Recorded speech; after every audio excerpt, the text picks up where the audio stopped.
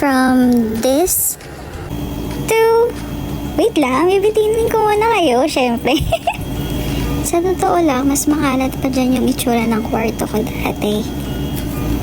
And sa sobrang kalat ng tingnan at dumi, hindi ako proud na picturean. As in, wala siyang ganyang mga walls, kita mo yung mga bakal sa loob niyan. As in, hindi talaga siya pleasing sa mata, ganon.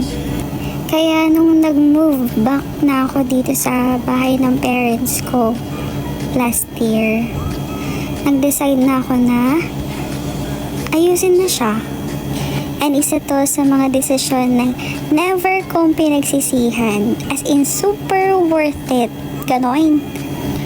Malayo pa to sa perfection. Pero ang laki na din ng improvement, diba? So, ito na nga. In 3, 2, 1!